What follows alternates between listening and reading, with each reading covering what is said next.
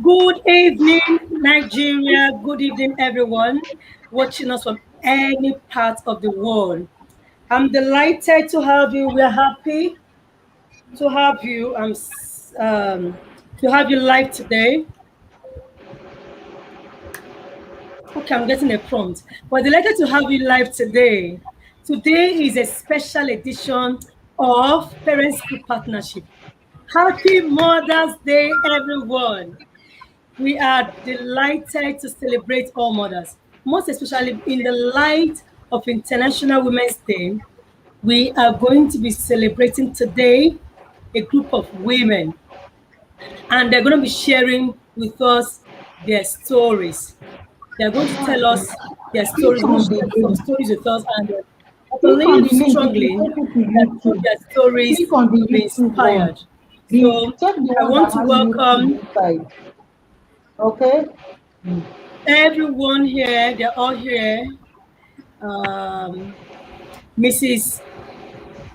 Esther Ikome is here. Can you just wave and let them see you? Mrs. Esther Ikome is here. We have Miss Lara Abosasa. We have Enuma Glory. Hello. We have Mrs. Ruth Isaac. We Hi. we have Mrs. Elizabeth Milafia. Milafia. If I got that. Hello. Yes, Hello. welcome. Yeah. Thank One of our you. guests is Steve Away. She'll be joining us very soon. I'm not going to waste your time. We've wasted some time. You know, as women, we're still celebrating the Women's Day in-house in the studio before we came live. So happy Women's Day to everyone watching us here today. And happy Women's Day to all of you beautiful women live with me in the studio. We appreciate your coming live with us.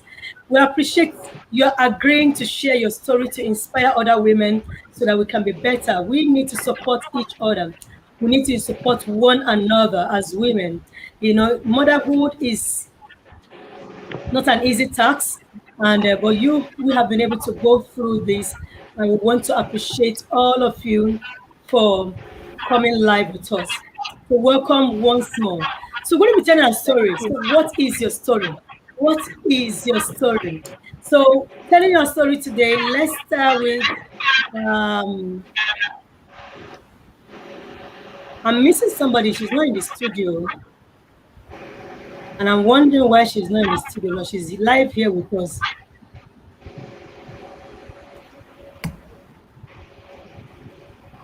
Let's start with you. We have Mrs. Ruth Isaac. Let's start with you. Your story is an interesting story, and that's why I'm starting with you. I'm starting with you because, you know, just a week ago, I was discussing with another woman, and she was telling me how difficult it is to bring up a boy child. And she said the problem we have in Nigeria with leadership, with social vices that we have, boils down to not being able to raise the boy child well. But we have you. We have you with 6 boys. Six boys like this, like 6 boys.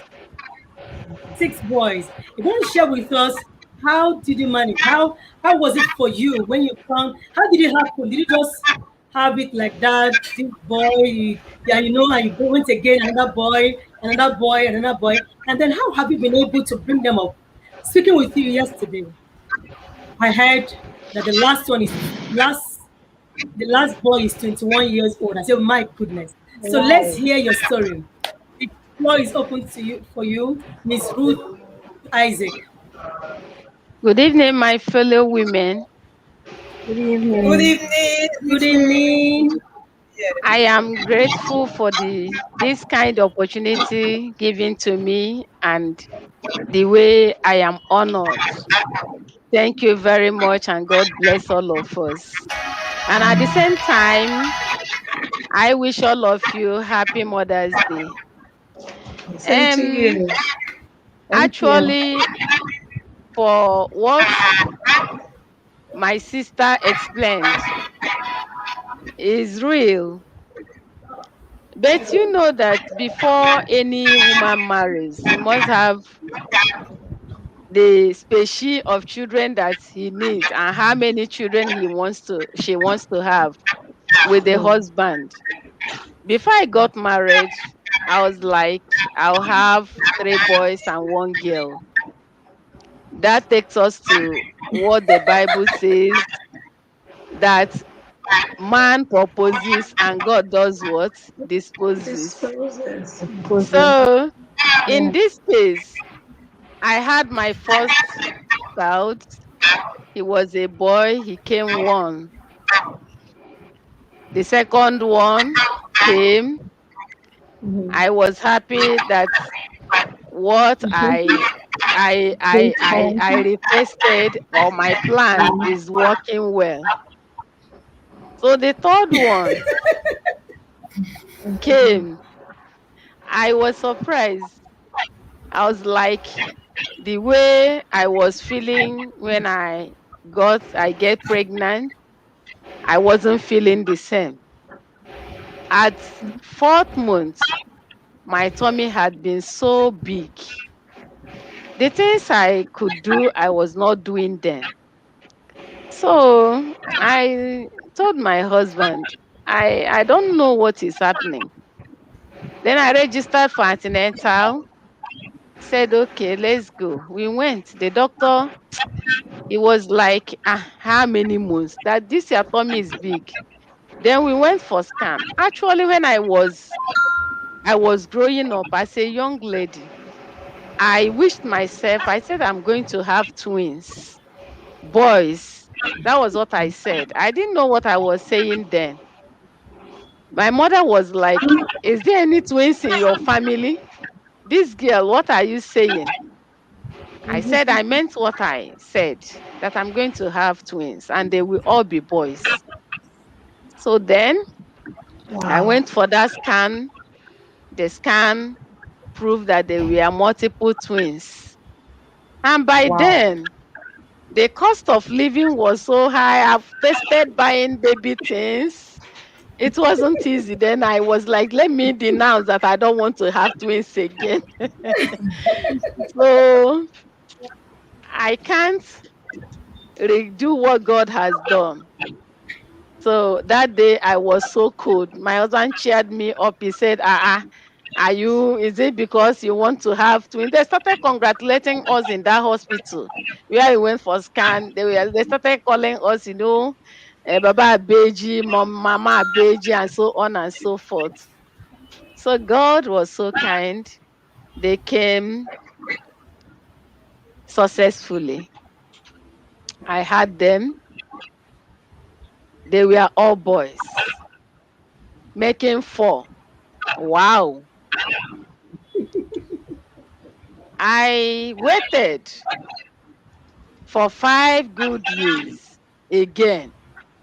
Then because people were telling me when you give gap that the this thing will change, that the gender will change. I gave 5 years gap from 1995 to 200 to year 200, 2000, sorry. I had the last one. When I went for scan, the doctor asked me, what gender are you looking for? I said, all of them. I'm looking for all of them. He said, you have a girl and a boy in your womb. So that day of delivery, I was there. One man of God came and laid hands on me and said, Mommy, you are blessed. There are 2 nations in your womb. I was rejecting him. I said, false prophets, go behind me. He said, these children in your womb, these babies, they are 2 nations and they are going to be prophets. I said, how can they be prophets? You can't say prophetess. You are saying prophets. So, as God may have it, 2 of them came up. They were boys. It was like they poured cold water on my body. I was like, God. They were asking me what sex, you know what happens in the hospital these days. They were asking me what gender do you I said I want all of them so that nobody will exchange my child, my babies. So I know that they were God's gifts. So that was how I started training them. I had patience with them. My mother told me not to have another one, even the one that senior, the last one. He said, Mom, you don't have another baby. We are many. If we cook rice, plate is everywhere. So we are many, don't have another one. So that was how it went.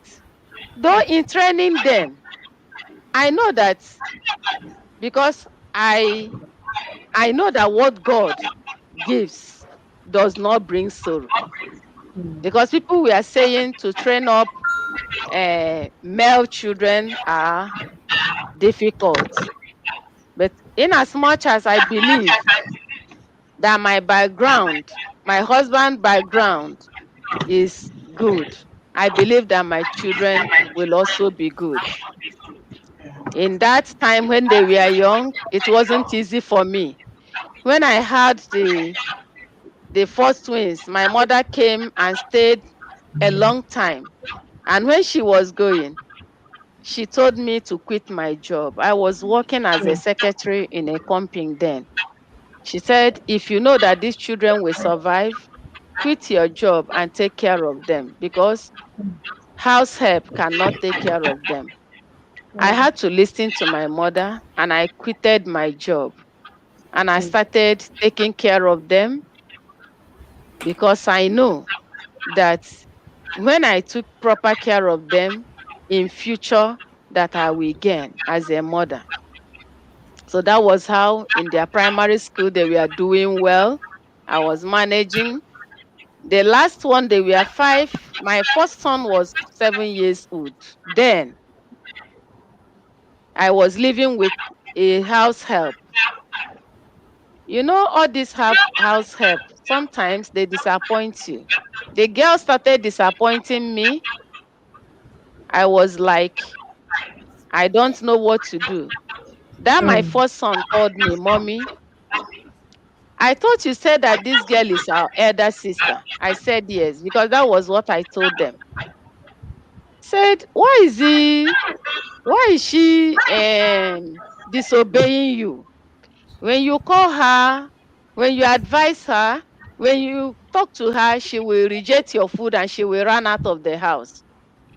I know it was the time. God said it is the time for you to reveal everything to this boy. I told him the reality. He said, okay, Mommy, let she go to their house now, to her house. Is this somebody that will help you to be washing plates, to be fetching water? Because where we were living then, there was no water coming up. Where our water was so bad, we used to go to other places to fetch water. He said, is it the person that will be fetching water for you, helping you to wash plate? I said, yes. He said, Mommy will be helping you. That my first son, 7 years. The second one, 5 years. So I said, are you going to help me? Be helping me? They said yes.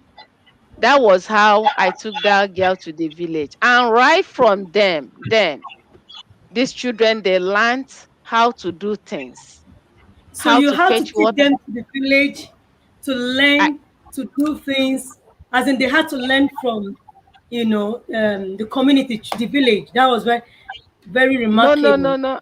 I took the girl that was living with me, that house Back to help. the village.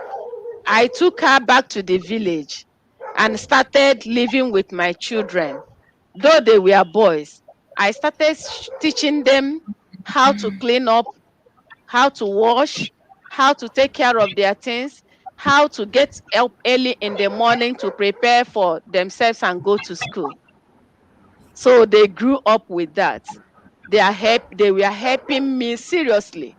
So at times we will be coming when I will be looking at them. I'll ask them, "Don't you like as I am?" They said, "I like." Say, if I come to your school tattered and look wretched, will you like it? They said no. I said, if you over-labor me. If you don't make me to be happy, if you don't help me, I will run off. And when you see me, you will not be proud to present me as your mother. They say, Mommy, we will not allow you to war off. And they were helping me. Honestly, they were helping me in cooking. I could remember the first day I asked them to cook beans. That time I have started, the last ones were like now 3 years. I started my program.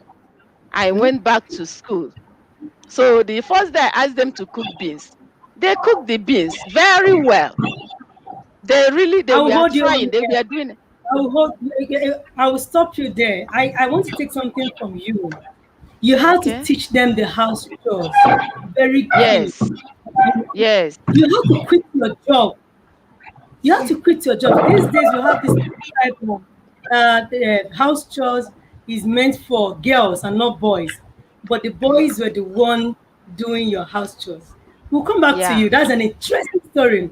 And we celebrate your commitment, your ability to leave your job, to listen to your mother, and to take the bull by the horn, and to teach your boys how to do things for themselves.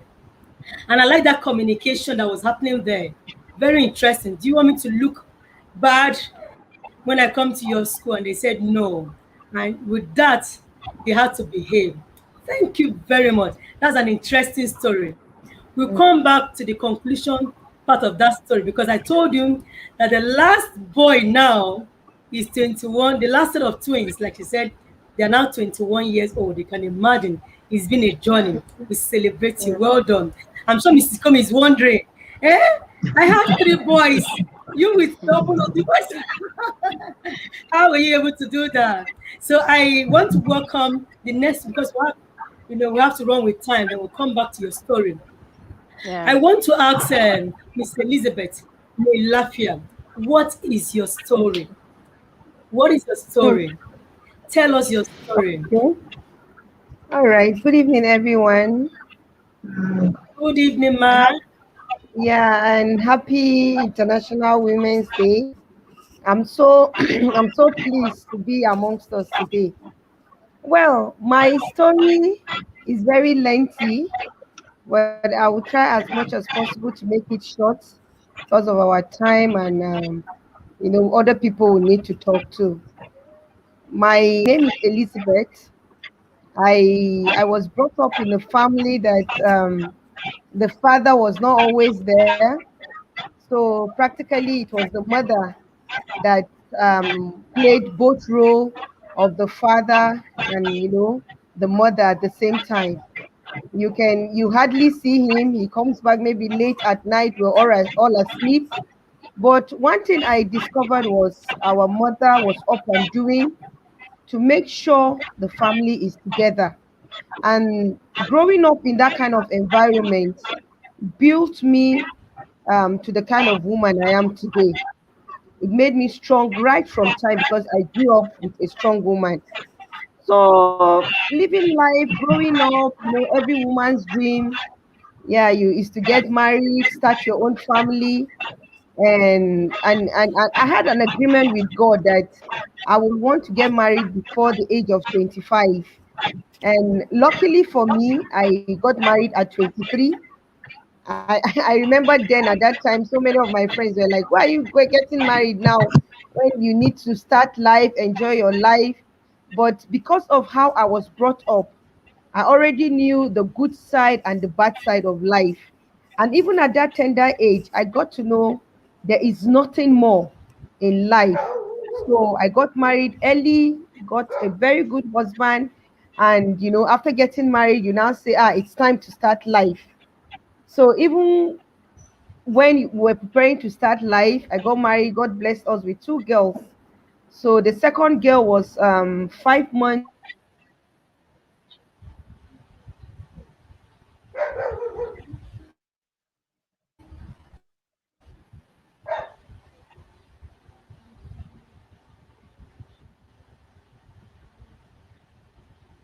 Okay, I think we've lost her there. Before she continues with her story, let's move over to you. I'm sure she'll be back very soon. I'm sure she'll be back with us very soon. She'll be back live very soon. Yes. Let's move over to you, Mommy Zeno, popularly called, I call you Mommy Zeno.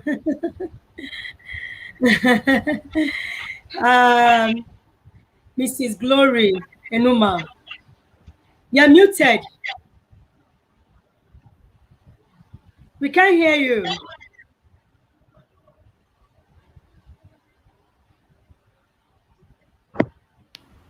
I said, when you were talking about our children B21, I was like, wow, the guys must have taken good care of her because she's looking really good and amazing. Can you hear me? And Mama is Mama is looking really good. I must congratulate her and the sons for taking good care of her. Hello. Let me quickly talk about my story, how I started. Like everyone will call me Mommy Zeno.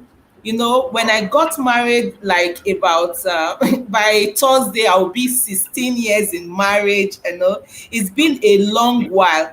When I was going into marriage, I was actually working in an organization when I met my husband. My husband was the manager and I was the clerk, booking clerk, like a sharp girl.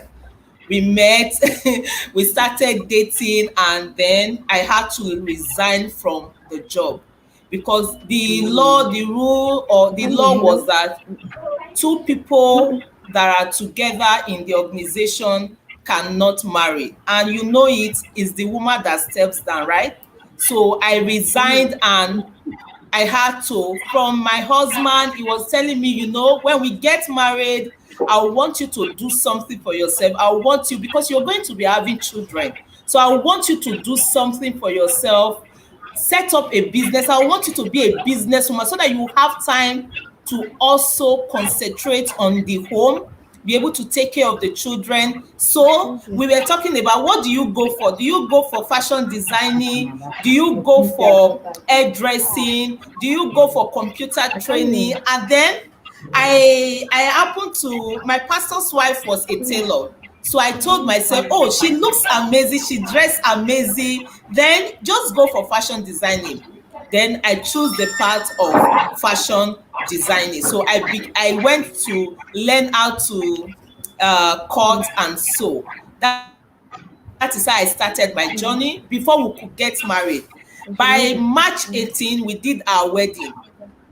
But something happened along the line. Before April, so while we were planning for that wedding, my husband took leave. You take a leave, okay, want to plan wedding and all that. Yeah, but before we could come back from the honeymoon, the holiday, my husband had lost his job. Sure. That is how our life started. I was a promising young girl who wanted to go into marriage. My husband had a good job. I felt, by the time I marry, everything is just going to be perfect. Life is just going to be easy. Everything is just going to move smoothly. Before I could even start my marriage, before I could even start, my husband had lost his job. And when you are planning Nigeria wedding, you plan, I've invested my savings. I knew that, my husband has a good job. We are going to move on. Life is going to be smooth. And that is how I started my life. There was no job. I started my life in marriage as a married woman, entering into marriage with no experience, with nothing. The backup I had, I knew I was training for something that is going to help me in the future, from something that was going to make my children rejoice, I was training for something that people know me with now. But then when I got into marriage, my husband, before we could even start enjoying it, we were left with no job. Imagine husband and wife, no job. So that's how I started my life. And then my husband started job hunting. You know how that thing goes. It was like God. I was watching those movies where you say, for better to stay, for worse to go. I say, guy. Now, so marriage they be, that's how I started my life. Then from Benin, we started from Benin. From Benin, we went to Lagos. Okay, let's go to Lagos. Life will be better in Lagos. We went to Lagos. Life was not better. I started struggling. We were just moving along the circle. We came from Lagos, we moved to Abuja. So I was just at home. I was like looking, say, ah, God, is this how I'd already had a child along the road? I had another child, 2 girls, and life continued. And I just sat down one day. I was like, God, is this how life is going to be for us? Is this how I'm just going to be raising my kids? Is this how I'm going to struggle and everything? I was talking to God. I said, what can I do? And I remember that widow in the Bible that says, the prophet asked that widow, he said, every time I remember this, the prophet asked, he said, what do you have in your hands? What do you have? I said, but I can sew. You remember that story? The prophet said, what do you have? The woman said, I have nothing. I don't have anything. I don't have anything. I don't even know anybody. I don't do this. But the prophet asked, later say, oh, all I have is just a little oil. That's what came to my mind. I said, but I can sew. And the prophet said, bring the oil. And that woman brought that oil and she started pouring and pouring and pouring and pouring, and containers kept overflowing. And then I told myself, that was the first time I met Mrs. Abu of Witiki School. And then I started making uniforms for the school. I started doing something. At first I was not able to tell people that I had the skills, because I had just some self-limiting belief. Who is going to patronize me? Who is going to look at me? Who is going to do this? Who is going to do that? I started doubting my abilities. I started doubting, then I started bringing out, you don't have qualifications. You did not. Every time I wanted to move, I was just started doubting, who is even going to pay attention to what I was doing. But guess what? Every time people look at me, they only know, some people even know me, they know my name, but they've never met me. They don't even know who is the Mommy Zino. But they always talk about Mommy Zino, the fashion designer, even though they've never seen me. So I started with the little that I have. I started with making school uniform. From there, there was a program that came up in the church, and some women were asking, they bought this kind of materials that everyone wanted to make, and they were saying, we are looking for tailors. And then a woman asked me, who is making your blouse? I said, I can sew. He said, really? You can sew? I said, yes. It's okay, you are going to make my own. Another person asked her, who is making your own? He said, that sister is making my own. That is how I started building. But first, I had something. Now, I fell backward. Let me stop her there. Yeah. Let me stop you there, Mommy Zino. Mommy Zino is a special woman. Now, if you listen to Mommy Zino's story, you see, she said with no qualification. If you see Mommy Zino's style, recently I went to Mommy Zino's children's school. They were doing their career day. And I saw, when some people want to be lawyers, doctors, and all of that, engineers, teachers. The majority of the girls, even the boy, were hanging measuring tape and dressed these scissors. They wanted to be fashion designers, tailors. And I asked, why? How come? How do you have so many people wanting to become fashion designer? They said because every year, Mommy Zino will come to the school on career day, and she will make the sewing, the tailoring job look so fascinating as it is. And before you know it, most children have fallen in love with sewing. And you need to see her designs. Can you imagine? Without qualification, she's making a huge impact. She has built her skill. You need to go to her page. I'll continue with Mommy Zino, but let's go down and listen to another story. Let's conclude. I don't know if Mrs. Elizabeth, can you hear me now? Yes. Can you continue with your story? Yeah. No, we sorry. need to hear your story because I know your story is Yeah. So as I was saying, barely 4 years into my marriage, I lost my husband. So I was left with two girls to take care of. And sorry, I didn't tell you earlier. Just a year interval, I lost my mom. After losing my only sister I had died the following year, shortly before I got married. So after getting married, when you felt okay, it's not time for you to Start. settle down with all that has happened. 4 years into the marriage, I lost my husband. So the truth is, at that point, so many people felt, no, she's not going to make it.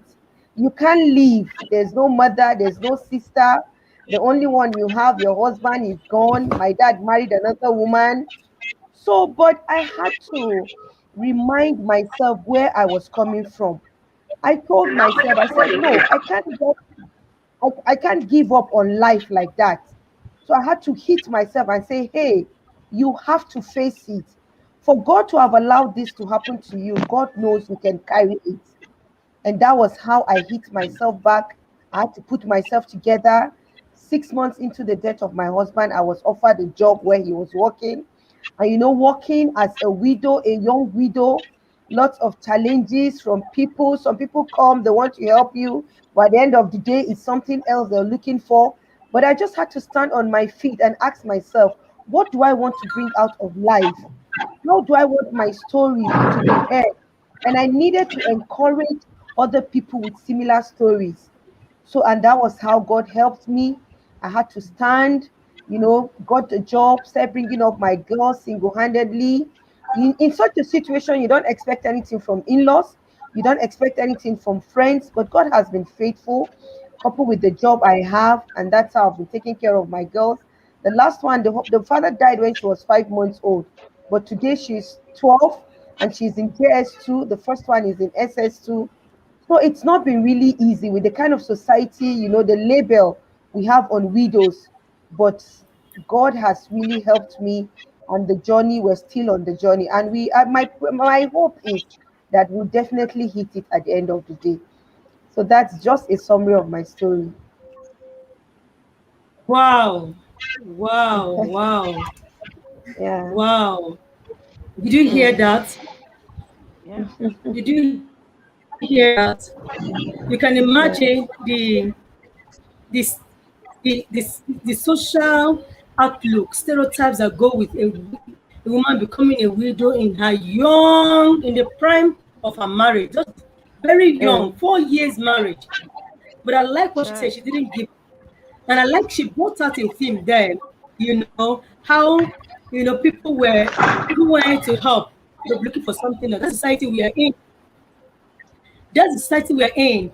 But then Yeah. she did not give up, and now what are you doing now? Just tell us the kind of job you are doing now.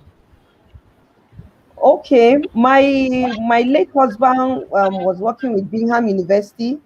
It's a private university owned by Equa Church. So after he died, they now employed me. Luckily for me, I just graduated, finished my service.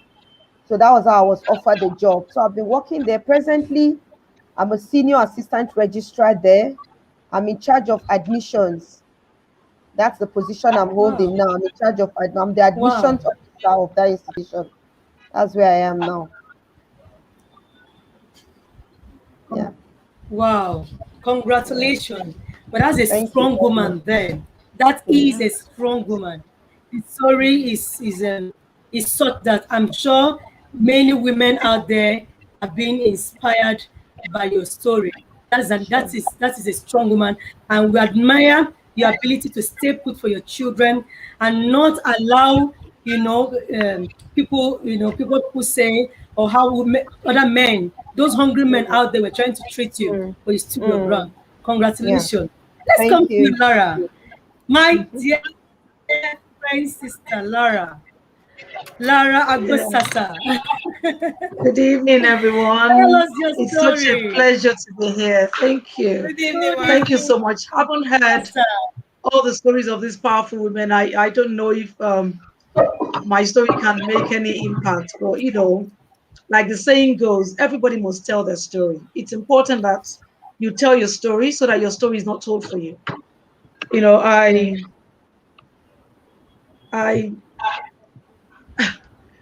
I remember years ago, I was just barely out of university, and I was in this relationship, and we were doing well, and then we started to get married, and we had a daughter. Everything was looking well. We're happy together, and getting into the marriage, and started to live together. It was a different ballgame. And then considering that I am Yoruba, I married somebody that was Igbo. The culture shock was there. I went in naive and innocent, not knowing what I was getting into. It was a tough one. And within 4 years of getting married, we had a daughter. She's 21 years old now. And Wow. it was one of the toughest times in my life. Just fresh out of university, I had a lot of ideas, a lot of things I wanted to do. Haven't studied estate management. I had even a job lined up. But marriage came, a child came, and then it was completely different. It was the abuse started. The abuse, both physical and psychological, and then considering that he was slightly older than I am, there was a lot of, oh, you just have to listen, you just have to do this to please your husband, and coming from a family of professionals, it was very difficult for me to just sit at home. It was so bad that anything I needed to have done, I had to go through. I couldn't buy, and I'm saying this, I couldn't buy a sanitary towel even on my own. I didn't have any money. I was at the mercy of the man I married. I was not able to get anything done independently. And again, it was against the lifestyle I grew up in. And then at some point I decided to, just rise above all of this and do something for myself. That was a long time ago, when mobile networks were beginning to come out, Econet and the rest of them. I started to send CVs out to say, I was going to get a job. I was going to go out and do something, because I didn't think marriage was about me just sitting down and not being able to do anything. And, that brought the marriage to a point of I had to leave without anything. And a lot of people said to me, why would you leave, the comfort of, you had a good home, everything was well, you just stay in there. And I said, my mental health was at stake. I couldn't stay and just be a couch potato. All I was doing was eating and watching television. And obviously it was affecting me. People could not come to see me. I couldn't socialize with my friends. It was so difficult. And then I made a plan to leave. At some point, as I was planning to, run away from the house, the security guard in the house, told the guy at the top, and he took my daughter from me.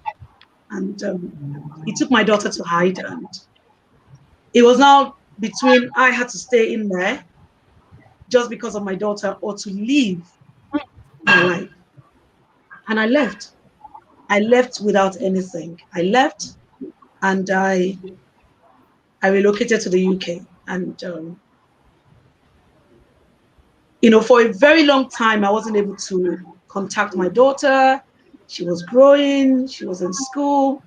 I remember at some point, one time, she was in a primary school then in Lagos. I had to find somebody that knew the principal of the school so that I could even just have a short phone call with her.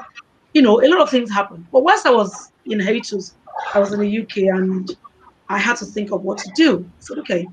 I remember years ago when I was in primary school, I went to a boarding primary school, and I would write letters to my dad to tell him what I wanted to be when I grew up. And I remember, we used to communicate a lot. And he said to me, oh, Lara, you said you would want to be a teacher when you grow up. Why don't you take this opportunity to just do something? And I said, you know what, that's true. Why don't I do that? And I applied into university, and I, got my degree. I remember being in, doing the teacher's training. I was the only Black African being educated in Nigeria. A lot of them were, Caucasians, different, that were really born and bred in the UK. And it was a very tough one. It was very tough, because even before the end of the course itself, people were being eliminated. I'm sure Ms. Vivian will testify to this. It was, because you were at the mercy of the people that were supervising you. And I soldiered on. I did, I remember doing I worked as a kitchen porter. I worked as a nanny. I sent myself to school. I had to do all of this because I knew the best thing I could do for myself was to make sure I got something out of that time out of Nigeria. And then in the meantime, I was also planning on how to get my daughter up. The plan was to abduct her really and just, and a lot of things were going on in my life. I was still schooling, Great. Finally finished university, got a job, worked with a teacher, things were going well. And after a while, I started to communicate again, mend all the broken bits of our relationship. My daughter started to, I would come to Nigeria, we spend time, and then, in the long run, she relocated as well to further her education. Now, in the time when I was in the UK, I met another 10 years apart now. My older daughter is 21 years old now. 10 years down the line, I met somebody else, and I had another daughter. She's 11 now, and the relationship was ongoing again. Unfortunately for me, it was another abusive relationship, and to the extent that I had to, visit psychiatrists. I had a mental breakdown, so to say.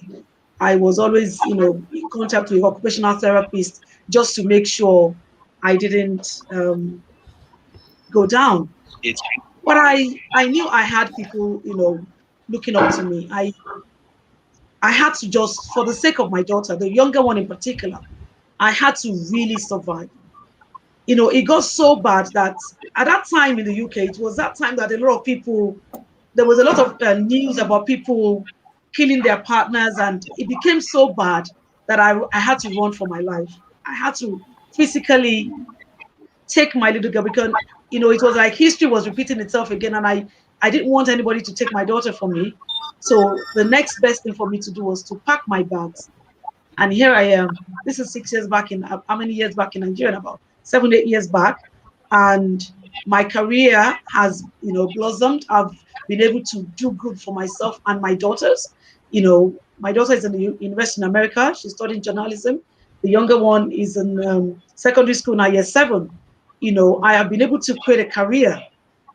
And, most importantly, I have been able to also help myself, help others, because a lot of the stigma, the stereotype of being a single mother, not just a single mother, one of, or 2 times over, but over the years, initially it used to affect me, but, I know that I judge myself based on my achievements, not on my failures. I know that it's important for me to believe in what I've been able to achieve. Yes, relationships will happen and they will break down, but I'm glad I have 2 beautiful daughters from whatever it was. And, I hope somebody learns and just do, because I know women, we are powerful. We can do and undo.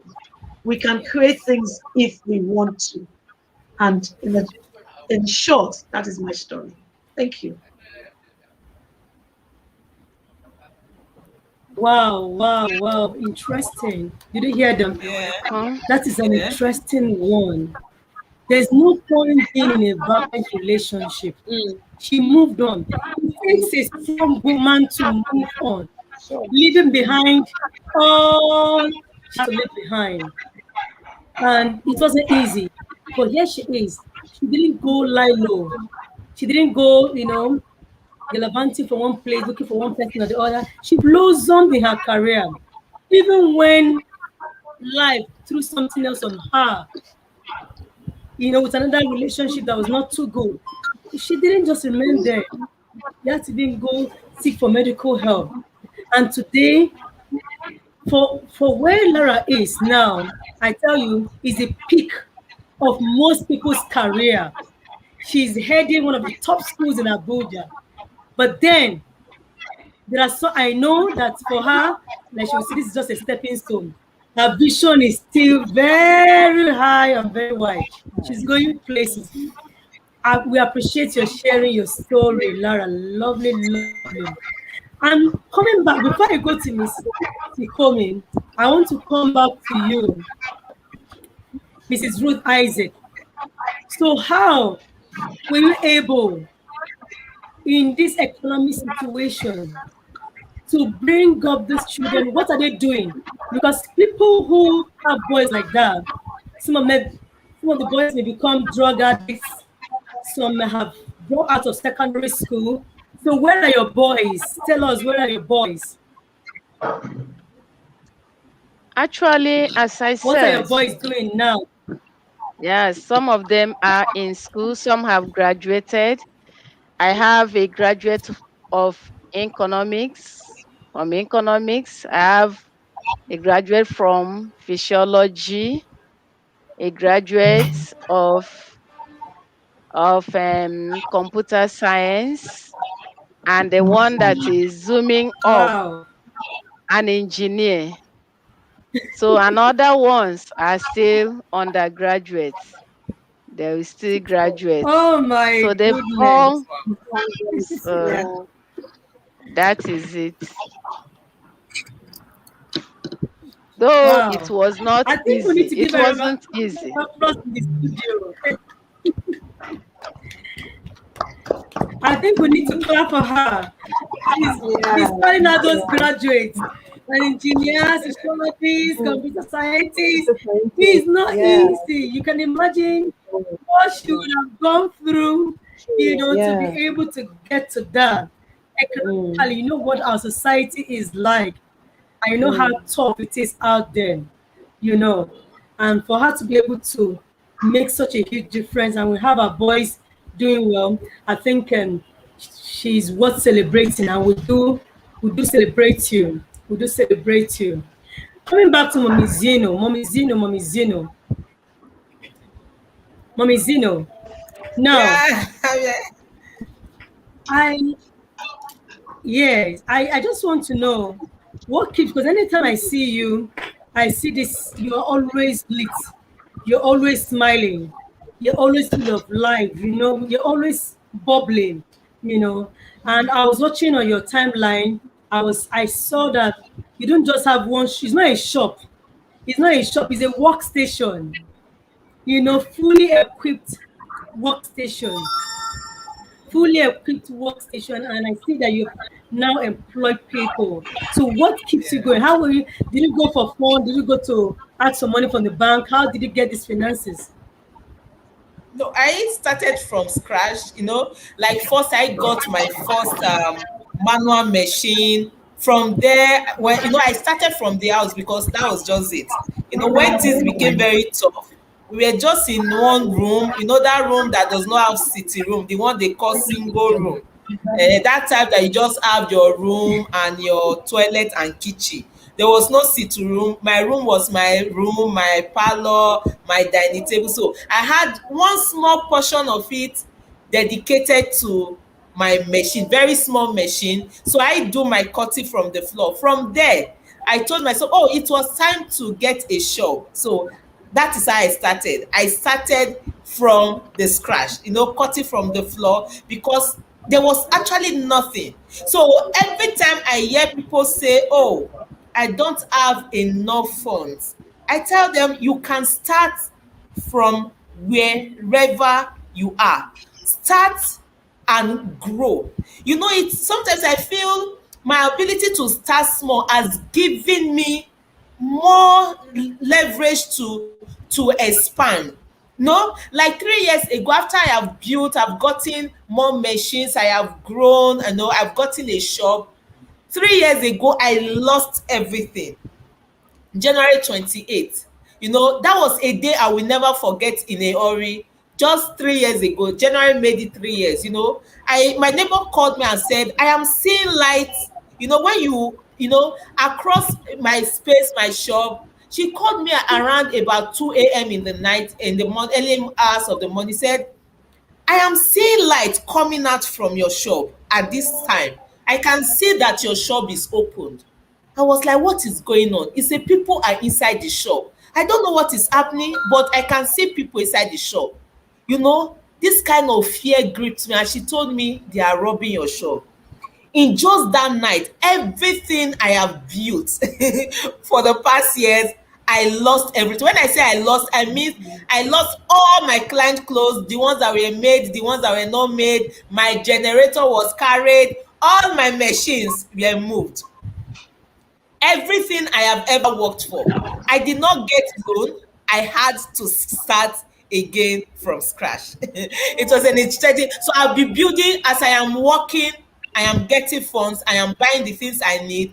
I started, and I started all over again. So I'm encouraging anyone that is watching. It doesn't matter where you are now. You can restart. You can start all over. Don't allow the world to bring that. Because at first, when I heard that news, I wept. I was like, oh God, it is finished. Because I knew how I struggled. You know, I knew where I was coming from. I knew where I was. And I thought about it that night. I said, God, it is finished. You know, then my husband looked at me and said, it was the things that you have that were moved. You are the carrier of the idea. You started from scratch. You can rebuild this. So it is not you that is lost. You only lost property. Because at first, I had clothes that were worth thousands and thousands. You know, there are some clients that when they are bringing their material, they come in bags. You know, I did not just know how I was going to face my clients. I did not just know how I was going to do the. I don't just. In fact, I thought that was the end for me. But like it, I will always say, God that gave me the idea, starting from scratch, I started all over and I picked up again to where I am now. Can you imagine? She started all over. She lost everything, but she did not go. She persevered. She continued. She started all over, and today you need to see Mommy Zeno is an employer of labor. Mommy Zeno is supporting other women all over. Mommy Zeno is a household name in some places. She is just doing extremely well. Well done. Good job. Thank you. Amazing stories. Amazing stories this night, and I'm so, in fact, I'm so inspired. You know, there's no reason for you. There's nothing that can make you not to start again. Somebody said, we all have stories. Everybody must tell their story. Mrs. Ikomi, before you talk about, you know, the importance of, you know, women and how women should support women, you know, and all the things that go with International Women's Day, which is one of the things you're here to tell us about. Tell us a brief of your story, and then, you know, help us put the icing on the cake here. Okay. Good evening, everyone. My name is Esther Ikomi, and I just want to take this second to celebrate you all. Mommy Zeno, I celebrate you. Thank you, Miss Ruth, you are gorgeous after 6 boys. Well done.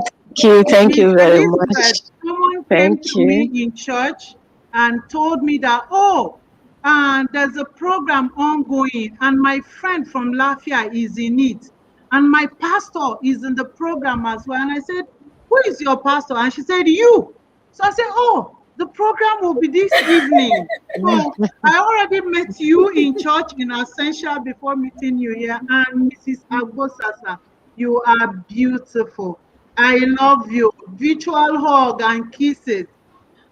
You know, one thing that surprises me among all the women here is that the scars you have still don't show. If you see Mrs. Agbosasa, you would think she is the queen. You think she's walking on cloud 9.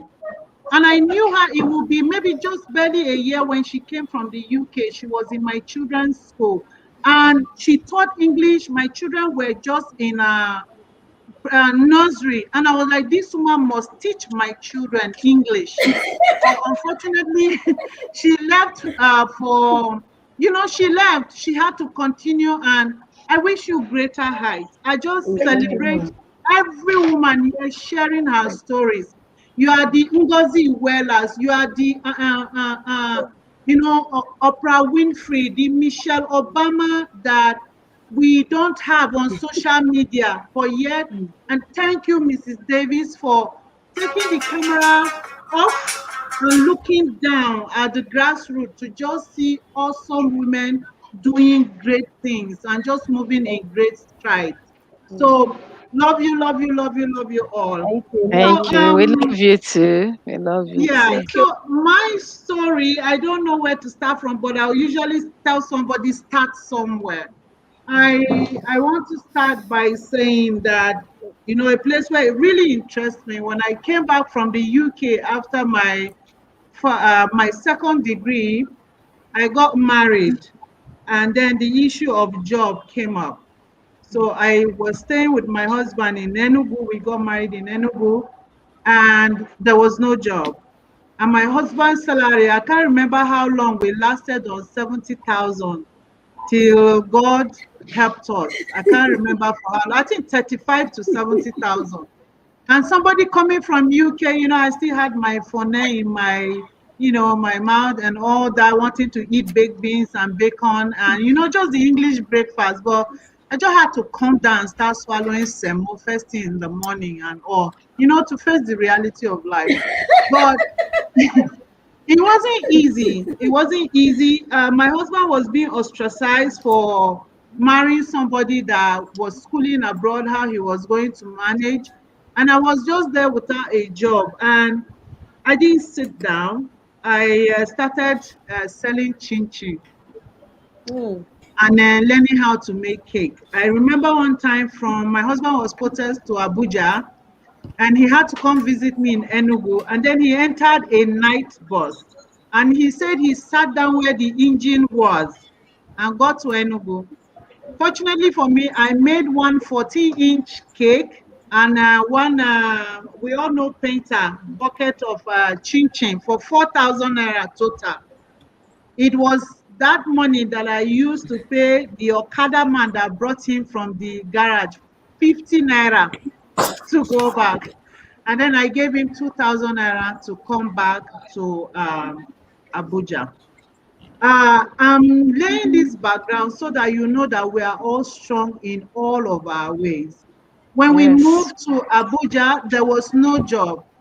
And a graduate, a master's holder, you know, in the midst of a society, I started doing mama puts and was catering to UAC. You won't believe me, a lot of people laughed at me, but I laughed back because after every 2 weeks, I got my check and went to the bank. So I wasn't shy at all. And it kept us going. One thing I want to say, and I picked from Mommy Zeno, she said her husband said that it was the equipment that were stolen, but she was the idea. Yes. When you see a man encourage a woman, that woman will be the best she can be. In a society where it is male dominated, where a woman barely has a chance and has to go through so much, a widow lost her husband, you are not, you know, you don't have empathy. You want to help, but then you have a different motive. How sad, but that's human nature for you. And when you have a man appreciate you, you feel on top of the world, even if everything is not in place. So I celebrate your husband. Please help me tell him that. I am saying all this to come to this situation about the girl child. I'm a product of a girl child. If I wasn't helped, I'm sure I'll be married somewhere in the village and I'll have a large yam farm to myself.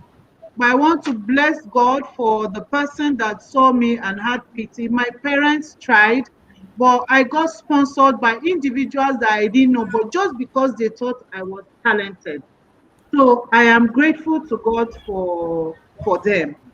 So I have 3 boys. I waited for 9 years. Within that 9 years, I had a couple of miscarriages, and then I lost a baby girl. And then the 9th year, I got pregnant for twins. And during this pregnancy, even my neighbors had been insulting me that I had removed my womb, hadn't gone to the UK to school. I had removed my womb, I came back and didn't have any womb. And I had been lying that I lost a baby girl. It was It was a whole lot. This is a women putting women down. Hmm. And by the grace of God, I was maybe 2 weeks before my delivery, and my neighbor called me after my delivery. She said she told her mother-in-law that look at that woman standing under that tree. She used to be very slim and beautiful, but frustration has made her add so much weight that she will soon die from growing fat. The Sure. mother-in-law looked at me and said, is it that woman under the mango tree? She said, yes. She said, that woman will soon put to bed. She said, Mama, if you have drunk your brukutu, I will understand, but you have not drunk anything. I said, that woman is frustration that has made her that fat. She said, the mother-in-law told her that if it is that woman that is standing under that tree that I am seeing, that woman will soon put to bed. It triggered her to come and visit me. And then she just saw me, greeted, and then went, just to confirm if her mother-in-law was telling the truth. One other lady, I'm not ashamed to mention her name, Mrs. Atu. When she heard I was pregnant, she came to see for herself, and I will not forget. When she saw me, she went on her knees and just said, praise God. So when she saw me and I saw her do that, I was like, wow, Father, thank you that somebody is praising you on my behalf. So you see other women putting some down and other women thanking God on your behalf. I had the twins. There was no job before then, but before then, I came from the US where I was doing my second master's. And I walked into an office. I went to see my friend Tracy, and I was due to go to South Africa for my internship with UNHCR. And we call him Uncle Timmy. Mr. Timmy Owolabi was like, don't go to South Africa. Go to this office and look for Mr. Alex Ogundipe and tell him I thank you. When I went there, the man asked me what I wanted, and I told him that I came to help you. They said you are overwhelmed. And he looked at me, he said, women, small time you say you have menstrual period, you are going to the market. I said, yes, that's women, but that's not me. And he gave me the opportunity. He was like, when do you want to start? I said, yesterday. He said, no, madam, come tomorrow. I worked in that office just to learn, to have experience for 6 months, from 6 months to 1 year, without being paid a dime. My husband was in Liberia in the war front. My husband is in the army. But just so I can keep body and soul, just moving about, because I was going mental, having all these degrees without job. And then finally I went back to school, finished, and came back. So fast forward, I had the 2 boys, and then the third one came. And within the space of 3 years, I had 3 boys. It wasn't easy, but I continued. And then I had a job. And then the job came where I had interned with Mr. Alex Ogundipe at the National Agency for the Control of AIDS. And I was there working and doing all this motherhood and work and all that. But this wouldn't have been possible if I did not have the support of my husband. Why am I bringing my husband into this? When you train a woman, she will do the rest. But if you train a woman and abuse the woman, she will lose everything except the Lord is on her side. When you train a woman and you do not encourage the woman, she will lose everything and think very little of herself. So I appreciate you and I celebrate you, Mrs. Agosasa. You are indeed a woman to be celebrated. I celebrate you, Mrs. Elizabeth. Losing a partner in just 4 years is something that nobody wants to dream about. But look at where you are. You carried on. And when I look at you, you are so beautiful, just like the beautiful lady that met me in church. I guess you have beautiful friends just round about you. And Miss Davis, you give me her contact so that I'll become beautiful as well when I meet with her later. And Miss Ruth, all of you, Mrs. Zeno, your hairstyle rocks. You rock. So what am I trying to say? I went through, different paths being criticized by women, but today, to the glory of God, I am an assistant director in that office that I went to and wasn't paid for 1 full year. I am not just an assistant director, I am the special assistant to this director general in the establishment. Not just Wow. that, it is Wow. unheard of. The first director general came, I was his special assistant, and then the second one came. And I was like, sir, I need to hand over to whoever you choose as your SA. And he asked me, Esther, did you see me coming with anybody? I said, no, sir. He said, go back and continue your job. And I have continued. Not just that, I was also made the acting head of division for the strategic information, that's data research, monitoring, and evaluation. How blessed can one be? I am a mother of 3 boys. My husband that was entering night bus and coming to visit me in Abuja is now a general in the Nigerian army. Not Hallelujah. just that, I am an assistant pastor in the Redeemed Christian Church of God. And you know, Wow. life is great, but life Yes. cannot be great if we don't celebrate one another. Another. Yes. Yes. If we don't celebrate the girl child, if we don't challenge gender stereotype, if we don't call out gender actions, you know, an assumption, if we don't continue to forge, you know, positive visibility of women and celebrate women. So I celebrate women, and this year's theme for the International Women's Day is choose to challenge. Choose to challenge. When I saw that, I said, I've seen this thing in the Bible before now. And I went to Job chapter 13, verse 2.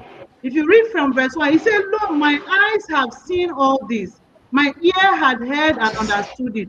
What you know as a man, as the other woman, the same I also know. I am not inferior to you.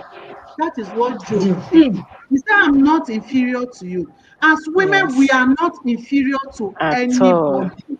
Yes. We are not challenging our husbands, we are not challenging the men.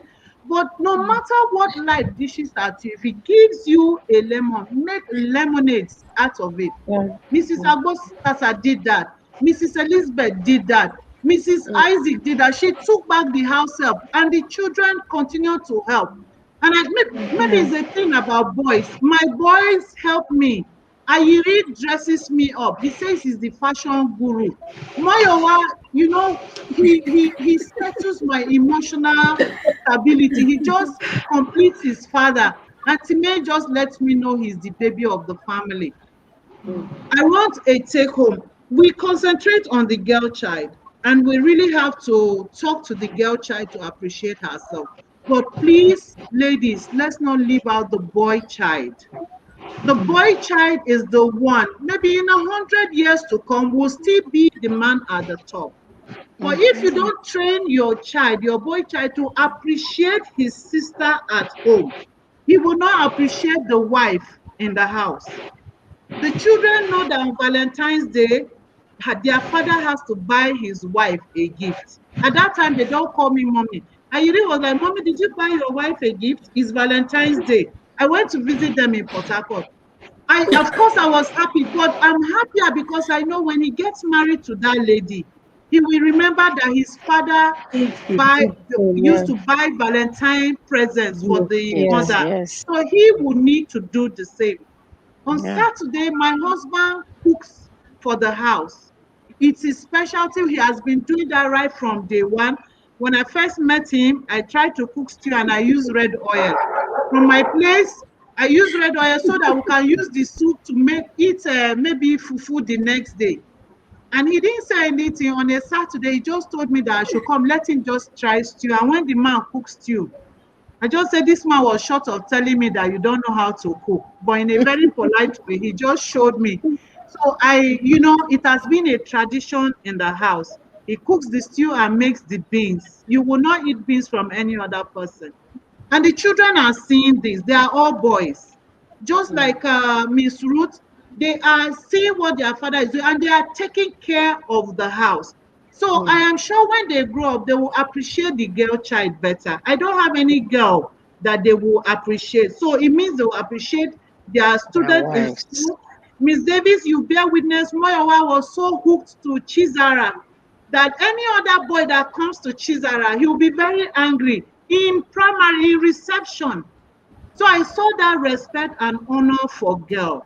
So viewers, please honor the women around you. We are not in competition with you at all. We just need encouragement from you to be the best that we can be. When you support us, we shine. When you support us, we make you proud. When you support us, we are just the best humans that you can find around. So I thank you, Miss Davis, for looking out and looking down and seeing us and celebrating us as the Maya Angelos of our time, the Oprah Winfrey, the Tina Turners, and just loving what we are doing. Thank you very much. Let me stop there now. Thank you. You're welcome. You see, I have your story is so inspiring. It's much more than I thought. To say that you did Mama Put, you cooked, you fried, and did everything, and today you're Director General. Whoa, who can beat that? I'm not the Director General. I'm the Director General. I'm an Assistant Director. Deputy, yeah. Assistant Director, yeah, that is absolutely amazing. You can hear the life story from stages to stages. There's a woman in the studio, you can all see her. I'm trying to get her on. I don't know if she can hear me. Mrs. Munirat Usman. I wanted us to hear her story, but I don't know if she can hear me. Can you hear me, Mrs. Usman? Hello, Mrs. Usman. Can you hear me?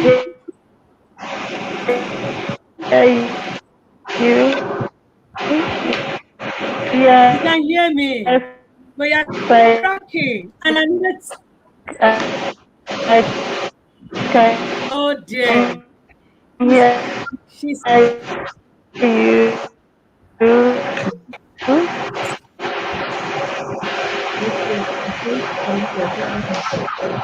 I wanted us to hear her story. She's got an amazing story. Because of time, I'm just going to, in brief, tell her story because I know her story. I know a bit of her story. But to sum up her story, recently I met her with this beautiful, very beautiful young girl of 14 years entering secondary school. Now this girl is a special needs child. This lovely woman has been able to bring up this girl. She did not allow the societal stereotypes, stereotypical languages and biases to deter her. She was taking this child everywhere, this girl everywhere she went to. And you know, this girl has slightly cerebral palsy, so sometimes she drips. But she was taking this girl and treating her like a normal girl then. And this girl has grown up like a lady, so beautiful. And now she has this girl in a mainstream boarding house, not a special school. And the girl is in a boarding house, and the girl is coping in the boarding house and making friends.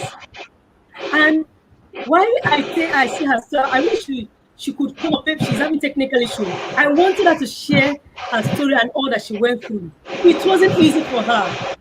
This is a society where I've heard, I was on air one day and somebody called and told a story about how a woman who had a special needs child had locked up that child for years. Nobody knew she had a child with special needs. It was at the death of that child that people knew that she had another child. She was always locking this child in their house. But for Mrs. Usman, that is not her case. She has made this girl so beautiful. You need to meet her. You know, I wanted her to come live. I'm thinking she's having serious technical challenges and she's unable to join us, you know, to tell her story. But I want to appreciate all of you who have shared your stories. I celebrate everyone. I celebrate everyone. I celebrate all of you. Exciting stories that you have told, and I celebrate you. Thank you very much for joining us. Thank you, everyone. Let's just give ourselves claps at the back. I don't know how to, how to thank you. Just tap yourself for me, as in, because you have done Thank amazingly you. well. Your stories are so inspiring. And I'm going to go over and over this video because you've inspired me. So I don't know. Let's try her one more time. Mrs. Usman, are you now live with us? Hello, can you hear me? I was telling your story, but nobody can tell one story better than the person who has the story. I couldn't tell it the way you'd have told it. I don't know if you can briefly tell us your story.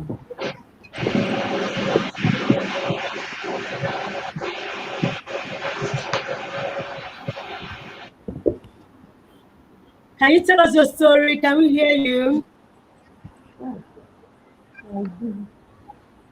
Oh dear, unfortunately, she's still having technical issues.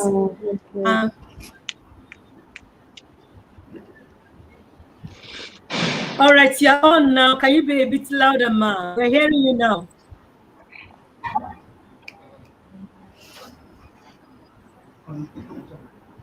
This is Usman. We're hearing you. Can you go ahead, please?